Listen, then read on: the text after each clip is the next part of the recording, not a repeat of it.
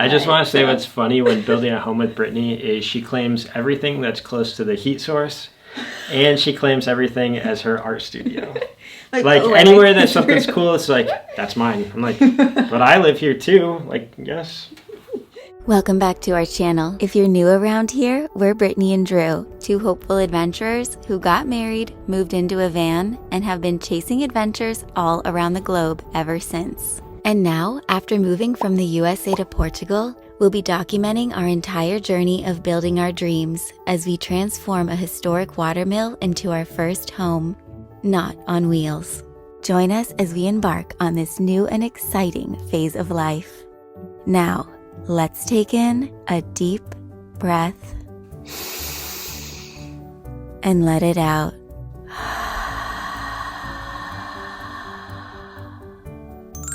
Let the adventure begin. Good morning. Oh yeah. Bem-vindo and welcome back to another episode, friends, where today we will be taking you inside of the mill and sharing with you our plans for the interior of the home, as well as answering your questions about things like culture shock, the visa process of moving to Europe. Will we have babies? How do we make money? Will we have farm animals, an Airbnb on site, and so much more. So let's get this episode started. Drew was working on a project this morning. Time to bring the ladder in. Trying to keep our tools in the shade a little bit so they last a little longer. Whoa, it's tight in here. Welcome to our foyer. I have a project in this area to do next, so this is where the ladder goes. You guys see that little nest up there? We're gonna have to get that done somehow. And that's what that ladder's for. Wow, look at your necklace. Oh, am I glowing? Very much so. Magical. Might as well open up a few of these and get some sunlight in here. And some fresh air. Yeah, some fresh air for sure. Ooh, and look at our sink. We found this at the market the other day down by the beach, and we were really excited because we can have a round sink in our round bathroom in the turret. Round sink, round room. Well-rounded. And we are now entering the old portion of the watermill. If you guys are new to our channel, make sure you go back to the day we got the keys and we give you a complete tour. Right now we are using this as our storage zone while we await word and decision on our future container, which will soon be our workshop for all of this, because the next big project is having the roof replaced and made out of cement. City Hall does not like the enchanting trees that we love or the giant bank window over here, but don't worry, we will have skylights and we will be bringing back the enchantment regardless of having the tree trunks. Enchantment? Yeah. Oh. The enchanted magical mill. The magic mill. Which brings us to one of our first questions by Lila and Tim of Travelin' On.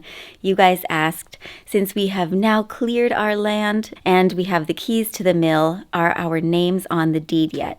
And the answer to that is actually not yet, because the original construction project for renovating this old historic watermill into a habitable structure for the very first time, the sellers were the one to submit that original project, and they're the ones who have started the extension that you see that is the framework for this future home of ours, because all of that is in their name. Until that construction project is complete, which basically just means we need to have the bare minimum done to have the habitable license in our hands. Once we have that, then the deed can be in our names and we can finish up the, final touches on the mill, but we got to have the structural things done, the electrical, the plumbing, that kind of stuff. So soon, we hope. But as we've said in previous episodes, we feel very lucky and blessed that the sellers of the mill, they brought this ruin to the stage that it is at now, which Drew and I feel that we wouldn't have known where to start,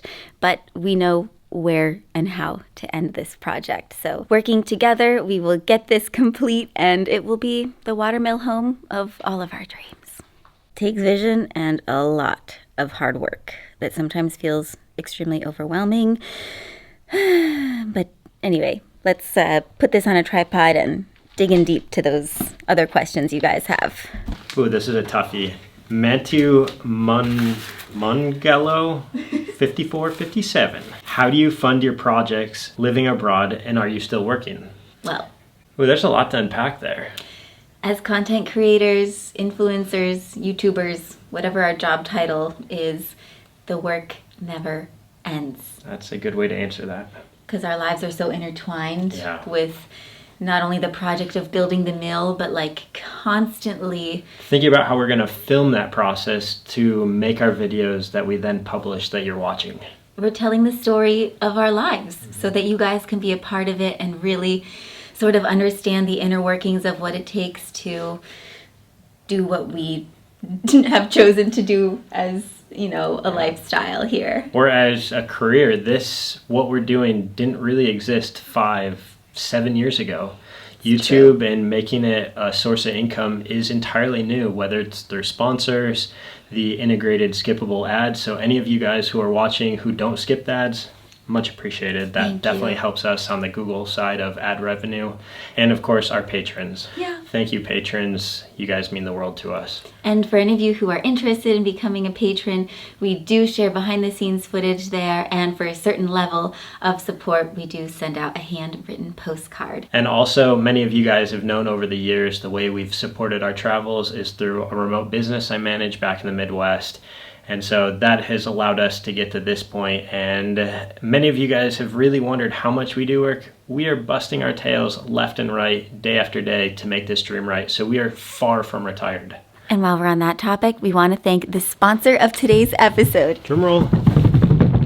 Carl Friedrich. They make the nicest suitcases that Drew and I have ever had. They have 360-degree Japanese-style rotating wheels, and it has like this artisan Italian leather, and the polycarbonate fiber makes it super lightweight and so durable. Here we have the ultimate travel duo, the Carry-On Pro, which has this amazing little front pocket here for things like our laptop and our passports, and then the 90-liter large checked bag, which fits up to like 20 outfits. Or one Mrs. Adventure. I actually think I might be able to fit into this. You're like a magic trick. Oh my god. Wouldn't that really suck if I left you in there for a while? Good thing I trust you. You do. And right now, using our link below, you can get your hands on your very own Carl Friedrich. These things are like Mary Poppins. They have a lifetime warranty. They will be the best adventure companion, other than, well, you, of course. And you. One Mrs. Adventure not included. And on that note, our friends Sarah, Luca, and Luce of Leave Everything and Wonder, they ask us, when are we taking a little break to come visit them in Italy? If you guys haven't followed their channel, they are a beautiful couple who've just recently bought property in Sicily, along with one of the €1 houses that they're going to be renovating. They're going to make a really cool setup there. Their property has a ton of olive trees and a beautiful view of the ocean. So our hope is that as soon as we get a roof on this so that we know it's weather sealed and a few other things set up, that we can go visit them in one of our favorite countries in Europe, because along with loving Portugal, we of course love Italy. And Mosaic Carolee asked us, what are our 3 or 4 other favorite countries in Europe? That's really hard to choose. Every country has something to offer, but having French blood and my dad being from France, from Brittany, France, which is where I got my name from, we'd have to put France on that list as well. When we traveled Europe for 2.5 years in a camper van, we fell in love with Croatia. There were endless miles of coast, and it was just stunning all around. That's where we had our first figs of life. From a little boat that came up on the beach carrying all kinds of fruits and veg. And that was before Croatia was actually in the EU. But on top of that, I'd have to say Scandinavia. Traveling our camper throughout Norway and Sweden, it was the most affordable way to explore Scandinavia. I mean, we could just say Germany, Holland, UK, Bosnia, Montenegro, Spain. There's no place that you shouldn't try to go if you're curious and love travel. And that's why we are here in Portugal, because it is all at our fingertips. We live on the corner of this beautiful continent that has so much culture, language, so much diversity to offer us. And while many of you have wondered, did you consider anywhere else or why Portugal? There are literally so many reasons why, but historically, the Portuguese themselves have always been explorers. And therefore, that's why I think we feel so welcomed here. I think we share that part of our heart and soul with the Portuguese. Would you say it's in our DNA? Yes, I think it is in all of us to be adventurers, to explore, to go out there and be fearless, at least to some degree. But specifically us. That's why our last name is Adventure. How easy is it to buy property in Portugal? Is it easy to get a visa? Do you have to buy a property in cash or can you finance? Easy is not the word that we would choose. Let's just say that anyone who's a foreigner can buy property here in this country. It is possible. That is the word.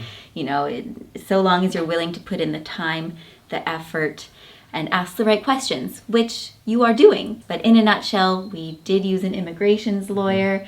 There was an application that we filed online. We applied as a married couple because I believe that was a faster process than family reunification. Yes, which was sort of an insider tip that we were given. It's important to know that income tax is high, while property tax, I believe, is like next to nothing.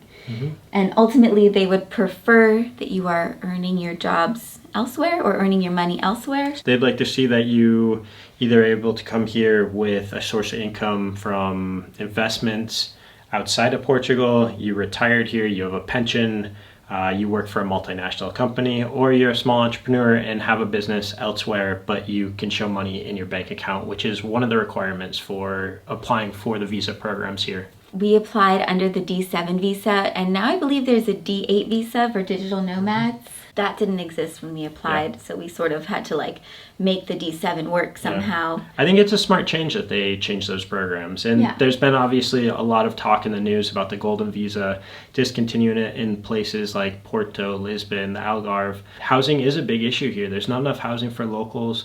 Like many beautiful places around the world, in the US, no matter where, locals are getting priced out of it. So they've cut that program and are trying to reduce it only to rural areas. Which brings us to another question from Alice. What is your response to the complaint that so many privileged young Americans are settling in Portugal? To be honest, at least in our area, which is why we chose this area, we didn't want to move somewhere where they were already inundated with foreigners. Mainly the cities. Exactly. So where we are and the ruin that we have purchased, we felt that they needed our energy and they needed us to rebuild this part of Portugal back up, because not just anyone can take on this sort of heavy lifting project.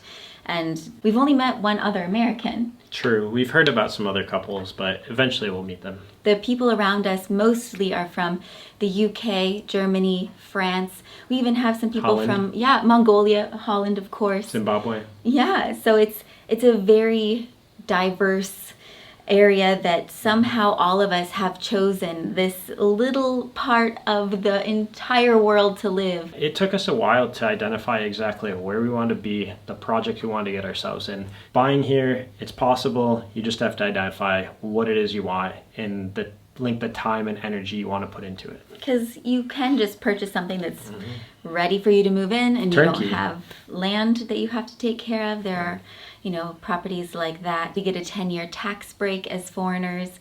Also, you can invest in other countries where there's some sort of a tax treaty with Portugal. So there's a lot of interesting information to learn about all of this. We're also starting a phone call consultation type of situation so that we can get more in depth with you guys, because every situation is different and we can't just answer everyone's emails, because we get a lot of questions about, can you help us, or is this right for me? And our time is valuable, and we want to share the information. We have the information, but we have to figure out a way that we can give it to those who value it most. Exactly. So just another possible way that we can support our lives here and too. Connect with you guys. Yeah.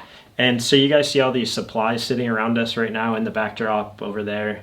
We took on a project, as many of you know, that is quite an extensive renovation project. So we estimate the timing for us to move into this house maybe 2 years. So we'll see. You're going to see some things move really fast and other things not move so fast. which was another question that you had about the red tape. Yes, there is a lot of red tape when it comes to building, but that's just about anywhere where you're trying to build a safe structure for people to live in. More particularly though, when it comes to like the engineering project, since that's what we've been working on with our architect so that we can get things going, we learned what different aspects of the build need an engineer's expertise in order to move forward. So structurally, electrical, thermally, waterly, septically. Sound or something? Acoustically. Yeah, acoustic engineering. Let's just add "ly" to every word. What else was there?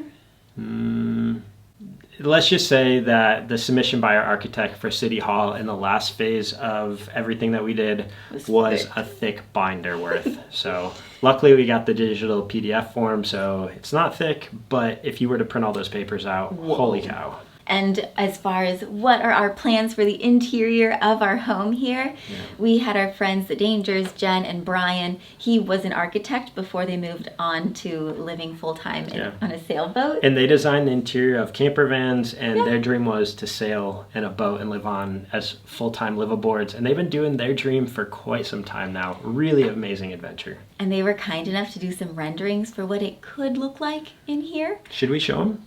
Oh, for sure. Oh, right here, guys. This one, this one. There you go. There's some views of it. We are going to have a rocket stove, a rocket mass stove, I believe, right here, which is an extremely efficient way to burn little sticks of wood, and then it heats the home. I just want to say what's funny when building a home with Brittany is she claims everything that's close to the heat source, and she claims everything as her art studio. Like anywhere that something's cool, it's like, that's mine. I'm like, but I live here too. Like, yes. That's why we got him the container.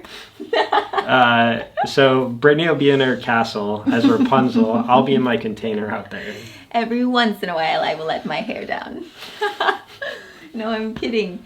No home is complete without you here with me. But this far corner over here, we envision as being the kitchen, and then like an open area for living space. Yes, with like floor cushions and having the old mill grinding stones as a little coffee table. Little bar top, maybe with some stools around it. And the porch opening out back there where Nelson helped us clear what will be like a back patio. That's south facing, so that'll get a lot of the light exposure. It really heats up in the summertime, but spring, fall, winter, I think that'll be great. It will. So I also want to mention the area we're sitting, we call this the theater, because you feel literally like there could be chairs out here and benches and that, and this is like the theater for performances, so they're just a unique feel to this building. We should have a drop-down projector screen right here, because if we have floor cushions there, everyone can watch movies over here. Oh, and since we have to get rid of the bank window, the skylight she's referring to, we have since worked into the design plans three skylights. 2 large ones, small one over the kitchen. And then in the new build section, which includes the turret and like our bedroom, we're actually not going to build any walls. No walls. The only sort of a somewhat wall is going to be like a bookcase that maybe we build halfway up. Maybe have a little baby room. That might segment into the next question. Will we have kids? Do we want kids? If we are lucky enough, we do hope that we can have children. Otherwise, I mean, we've talked about adopting even. God willing, right? That's right. But I think first we're going to start with adopting some furry friends. As you guys saw in our last episode, we met quite a few feathery, furry little creatures. And hopefully by our next episode, we will be preparing for their arrival, I think. I don't know, guys. We've lived so long without any other responsibilities because when your house moves, you don't stick around anywhere long enough to, take care of things beyond yourself and your rolling home. And you're really so minimal in the items you have, having each other. And this is a whole new life chapter of adventure for us. So We've been really going back and forth on what the right decision is. Should we take on some furry friends? We'll see. But I do miss living like as minimally as we used to, although we both know this is the right chapter for us now. We are learning things about ourselves, about life. We are expanding literally, not only with like tools and one day with the space that we will be able to live inside of, because we're still living inside of our tiny house on wheels. So, you know, people ask us, is this your forever home? We don't know. Like, we can't think more than like 5 years out is a stretch. 5 years for sure. 10 years maybe. Most likely. Yeah. Beyond that, we'll see. Yeah. Rapid fire round. Are you ready? I ask. Bring it. You answer. Actually, Kanda asks.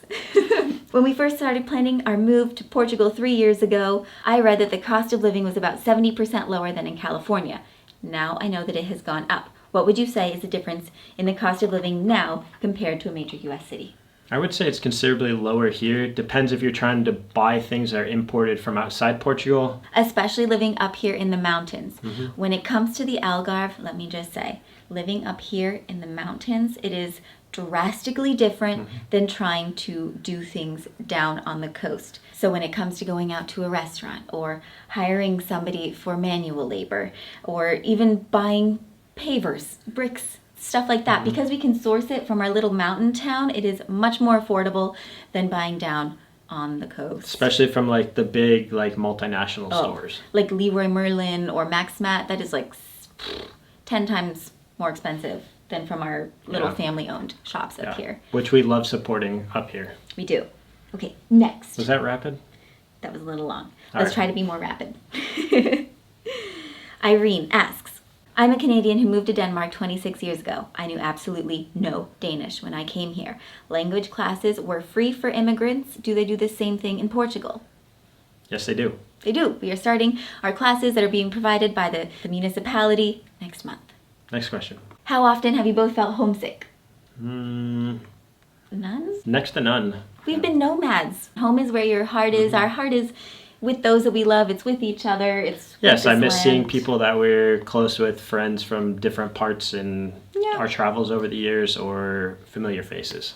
But our family is pretty, like, divided, if that's the right word, you know? Like, we don't have one core where all of our cousins and friends and family all live. I mean, Florida for the most part is, but I grew up in a separated family. Drew's family separated from Michigan, where most of the rest of their family is, so... I think the word you meant to say was fragmented, that people now in culture, no matter where you live in the world, seem to have moved and be all over and displaced. Definitely more so in the U.S. I think independence is definitely a priority for many families in the U.S. Yeah. Next question. Will any of your friends and family be coming to visit anytime soon? Yes, family from Brittany's has already been here, and my family will be here very soon. They'll be coming for 2 weeks. Very excited about that. Yes, we are. We look forward to that a lot. I think that's one of the major joys of choosing to live here is like we get our family members and our friends to come outside of their box and to experience what our world is like. Yeah, new culture. My parents have only ever been to Europe once in their whole lives before this, so renewing of their vows back in the 90s. Wow. We're their expanders. You know what I mean? Pamela Nurse asks, what is your favorite Portuguese food? We met Pamela, if I'm not mistaken, in Panama at the beginning of 2020, so... That's right. Hey, Pamela. Favorite food, bife Peru, or... Torta laranja. Or, what's it? Bolinhas. Bolinhas, yeah. Figos, Yeah. like sweet potatoes. I love the things that grow in the ground here. I'm a big meat and potatoes guy coming from the Midwest, so I think the Portuguese cuisine is pretty close to that. Oh, the piri-piri chicken. Okay, couple more here. Marina Garcia. She's American and Portuguese. I am just curious, how have you found the Portuguese slower pace of life? I must admit that I find it a bit frustrating at times as things tend to take longer. I would say it's like anywhere. Like, people might respond really quick. Sometimes they might take a few days, if not a week, to get back to you, and you kind of got to push to like get answers at time and just do friendly follow-ups, friendly reminders. In reference to people that we're hiring to do build things. Or just get estimates or quotes. We haven't even hired them yet. So it's just a little bit of a different process there. On top of that, we have been really lucky with the people we've hired, from Nelson to our roof guy. Our architect's a little on the slow side, I will say that. But other than that, the people we've worked with so far have been pretty much on the ball. But I do actually love, in a way, the slower pace of life. I feel so much less anxiety when I wake up in the morning. I'm relaxed and calm when I wake up in the morning. You know, to answer your question, something we talked about the other day is what makes us a lot more relaxed is there's barely any traffic on the roads. Like, driving places is really nice. There's always places to park. So there's no stop signs. Yeah, the roundabouts are the best. And like the highway, it's 2 lanes, right? Well, that's the toll road she's speaking of, which is a little caro, expensive in certain situations. Don't take it much. But you can literally go from the area we're at about 45 minutes east on it, and it'll cost five euros. So it's worth it in season, you know. When it's summer. That's our hack.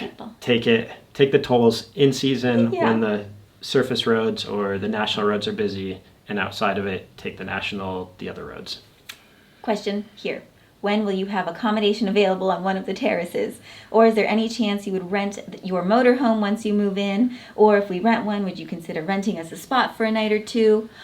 Let's just say stay tuned to that. Stay tuned. We may go that direction. We're not really sure at this time. So yeah, there's something else to reveal on our property here. We're not quite ready to do that yet.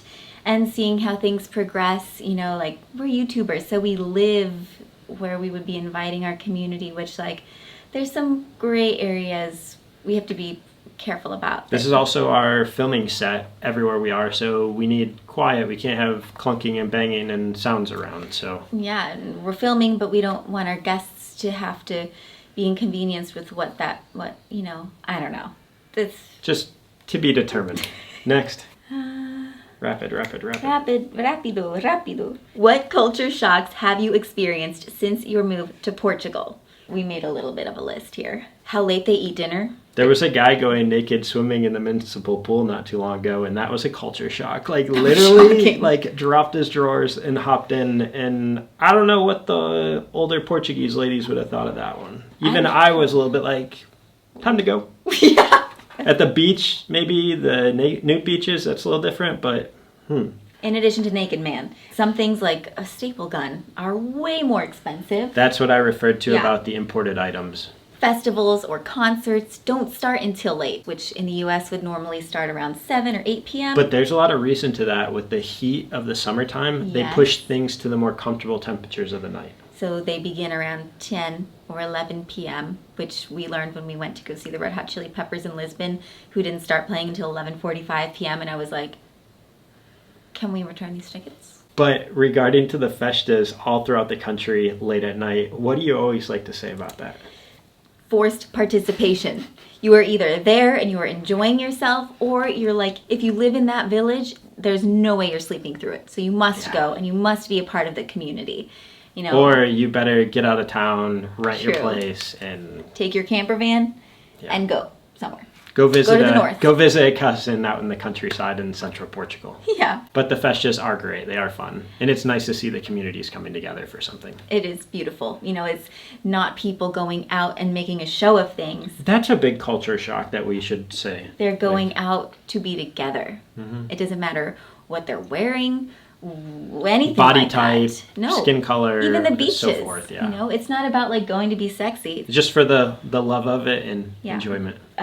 Many restaurants. And maybe the food. The sardines. No, the farturas. Yeah, the farturas. That's a sweet treat if you don't know. Also, many stores will close for lunch, which Drew learned the hard way. Many restaurants only take cash.